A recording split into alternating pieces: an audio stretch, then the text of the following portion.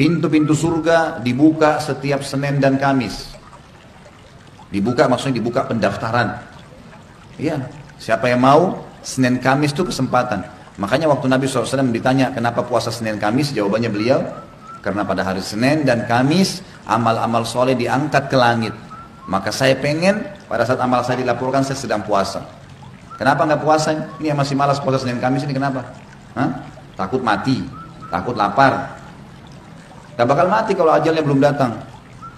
Kalau tunda-tunda, mumpung masih bisa, masih sehat. Nanti deh Senin depan, baik Senin ini dicatat di buku amal kosong, nggak bisa diperbaiki.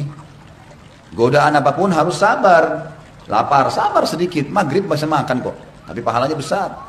Siapa yang berpuasa 1 hari di sisi Allah, 1 hari puasa sunnah. Apalagi kalau Ramadan puasa wajib, luar biasa. Allah akan jauhkan dia dari api neraka sejarah 70 tahun. Lalu kenapa nggak puasa? Puasa, sabar. Apakah dosa istri masih ditanggung sama suami yang sudah meninggal? Enggak lah. Lemak nih yang bininya. Ya, bikin dosa suami yang nanggung. Ketika hidup pun enggak. Ketika hidup pun si suami enggak nanggung dosa istri. Enggak ada dalil bahwasanya suami nanggung dosa istri. Enggak ada. Istri melakukan dosa, ya dosa dia sendiri yang nanggung. Enak aja Pak kita yang nanggung dosa istri, ya. Enggak mau. Kita enggak akan mau. Ya. Ustaz, berarti apa tanggung jawab suami? Tanggung jawab suami adalah mengajarkan istri. Ya, betul suami dapat dosa kalau tidak mengajarkan istrinya. Istrinya enggak jilbab didiami dosa. Bukan karena dosa si istri, dosa karena dia tidak mengingkari dan tidak mengajarkan. Paham? Tapi dosa enggak jilbabnya ya si istri yang nanggung. Enggak dilimpahkan semuanya kepada suami, enggak. Tapi kalau suami sudah mendidik, sudah ngajar, sudah mengingkari kemungkaran, nyuruh pada yang ma'ruf, seistri masih melakukan kemungkaran, ya sudah lepas tanggung jawab. Enggak ada tanggung-tanggungan, ya. Enggak mau, ya. Kalaupun ada gombal-gombalan suami, itu bodoh suaminya. Dek, kalau pokoknya dosa kamu abang yang nanggung ya, gombal itu enggak ada. Di akhirat dia lari kok. Apa kata Allah dalam surah Abasa? Yauma yafirrul mar'u min akhi wa ummihi wa abi wa sahibatihi wa bani, lari. Ya. Pada hari itu seorang lari dari saudaranya, dari bapak dan ibunya, dari istri dan anaknya. Lari, Pak. Ya, istri antum ngejar, enggak siapa ente siapa lari. Ya, tanggung sendiri dosanya. Enggak ada yang mau nanggung dosa orang di akhirat sana. Sibuk kita menyelamatkan diri kita dulu sudah. Itu di akhirat. Di dunia ya saling cinta. Gimana caranya? Mengingatkan dalam kebaikan. Istri salah diingatkan, suami salah istri yang mengingatkan. Ya, itu kecintaan yang benar. Ya, itu kecintaan yang benar. Saling menasihati dalam kebaikan. Allahu a'lam. Kalau pengen nggak terjebak macet di akhirat dari sekarang, diseleksi apa yang masuk ke telinga, apa yang dilihat oleh mata, apa yang diucapkan oleh mulut, apa yang masuk ke perut, apa yang dilakukan oleh tangan, apa yang dilakukan oleh kaki, diseleksi. Supaya nanti di akhirat kita tidak terjebak macet yang berat. 4 pertanyaan ini. Kalau saat ini kita berusaha untuk setiap hari melihat, mengoreksi. Aku punya umur sudah buat apa? Aku punya ilmu sudah diamalkan atau tidak? Harta yang kumiliki dari mana dan untuk apa? Dan yang terakhir apa tadi? Tubuh yang Allah berikan kepadaku untuk apa? Kalau ini setiap hari berusaha untuk kita teliti. Kalau perlu ben ora kelalen tempel gitu. Ya, nang endi? Di kamar tidur kita tempel, ya Allah hari ini apa umurku buat apa, ilmuku, hartaku. Mudah-mudahan ketika kita selalu untuk mengoreksi, introspeksi, mudah-mudahan nanti di akhirat kita tidak terjebak macet.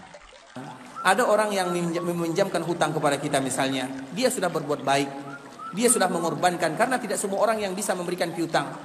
Memberikan piutang lebih berat daripada sedekah. Bisa dipahami? Memberikan sedekah, ini sedekah. Kita tidak mikir, 1 juta kita sedekah, mudah. Tapi 1 juta kita ngutang atau memberikan piutang, berat. Kenapa berat? Karena yang ada dalam pikiran kita, kapanlah dia bayar hutangnya. Jadi kita akan selalu terbebani. Sehingga kalau seandainya dibandingkan antara sedekah dengan piutang, memberikan pinjaman kepada orang lain, itu lebih berat. Dan kalau dia lebih berat, maka lebih banyak pahalanya. Makanya pahala orang yang memberikan pinjaman, memberikan piutang kepada saudaranya, itu lebih daripada 18 kali lipat dibandingkan dengan sedekah. Kalau kita bersedekah mudah, bersedekah kita tidak mikir. Karena tujuan kita adalah untuk mengharapkan pahala dari Allah. Tapi kalau seandainya orang minjam hutang kepada kita, kita akan berpikir, apakah dia nanti bayar? Apakah nanti dia jujur? Apakah banyak pertanyaannya. Makanya berat. Nah, bagi mereka yang dipinjamkan oleh saudaranya, itulah yang harus mereka balas. Jangan membuat saudara kita berpikir. Datang ke rumah baru dikasih, tidak demikian keadaannya, ikhwatul Islam. Maka itulah hadis Nabi SAW, man sana'a ilaikum ma'rufan fakafi'uh. Barang siapa yang berbuat baik kepada kalian, balas dengan yang terbaik. Jangan dibuat mereka kecewa. Itulah bahasa kita. Dakwah Rasulullah SAW memecah belah antara kebenaran dengan kebatilan. Anaknya masuk Islam, bapaknya nggak mau masuk Islam, pecah. Suaminya masuk Islam, istrinya nggak mau masuk Islam, pecah. Akhirnya orang musyrikin mengatakan apa? Bahwa Rasulullah itu apa? Kahin, dukun gitu. Karena memecah belah. Di zaman sekarang, dakwah salaf, dakwah sunnah disebut pemecah belah nggak Pak? Iya kan? Itu waktu kemarin tuh pengajiannya Ustadz Syafiq dibubarin Mas. Sama apa? Banser. Apa tuduhannya si Banser itu terhadap? Katanya pemecah belah. Dakwahnya pemecah belah.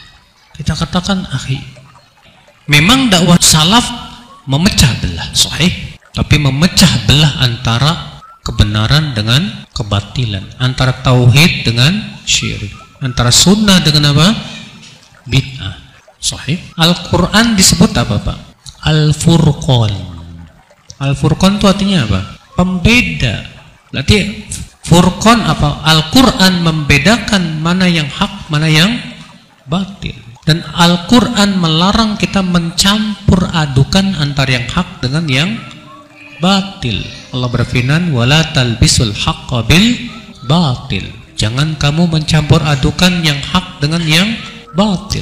Makanya dakwah salaf itu jelas, putih ya putih, hitam ya hitam, hak ya hak, batil ya batil. Sementara mereka pengennya Pak, yang hak dengan yang batil dicampur adukan. Udahlah, kita bersatu padu aja, nggak usah bahas tauhid, udah nggak usah kamu bicara tentang bid'ah sunnah, kamu mecah belah itu. Kita katakan ya subhanallah, kalau kita diam tidak menjelaskan tentang tauhid, syirik akan merajalela Pak. Iya tidak? Kalaulah persatuan itu yang diinginkan oleh mereka, kita diam tidak menjelaskan tentang tauhid, kita diam tidak menjelaskan tentang bid'ah dan sunnah, saya yakin Pak, tauhid akan hilang, sunnah akan apa? Hilang. Dan itu yang memang mereka inginkan. Makanya dakwah sunnah ya dianggap apa? Anti NKR. Dakwah sunnah wajib.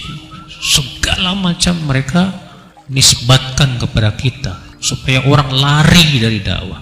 Tapi alhamdulillah dakwah jalan terus. Semakin banyak orang yang simpatik dengan dakwah, karena dakwah kita memang ilmiah, sesuai dengan fitrah. Ikhwata Islam, saudaraku seiman, rahimani wa rahimakumullah jami'an. Makanya apa? Ayat-ayat persatuan dan larangan berpecah belah itu tidak mutlak. Selalu diikat dengan apa? Bersatu padu di atas kebenaran. Contohnya ayat ini tadi, wa'tasimu bihablillahi jami'an wa la tafarraqu. Peganglah kuat-kuat tali Allah semuanya dan jangan berpecah belah. Berarti umat Islam akan bersatu selama mereka berpegang kuat kepada tali Allah. Bagaimana kalau di lingkungan itu sudah sangat kuat berbuat bid'ahnya, pertahlilan dan yang lainnya. Kita berada di lingkungan itu, bagaimana? Kalau kita nggak ikut, kita akan dimusuhi. Ya kita nggak boleh dong toleransi kepada bid'ah. Kita nggak ikut, nggak ada masalah. Kalau kita ikut, kita berdosa. Kita mendukung perbuatan bid'ah. kita sejak awal kita jelaskan kepada mereka bahwa kita nggak ikut acara begini. Sejak kita tinggal tempat itu jelaskan, saya nggak ikut acara begini. Karena ini perbuatan nggak ada contoh dari Nabi SAW. Sejak awal kita punya sikap itu, orang nggak akan undang lagi kita. Sampai kita mati nggak diundang lagi. Karena punya sikap yang nggak ada di kita, sikap nggak punya. Sikap. Kalau kita punya sikap nggak akan diundang. Ada orang undangan perayaan musik, pesta atau perayaan Natal atau yang lain. Kita punya sikap di kantor kita. Saya nggak akan datang perbuatan ini. Atau beda, saya nggak akan datang.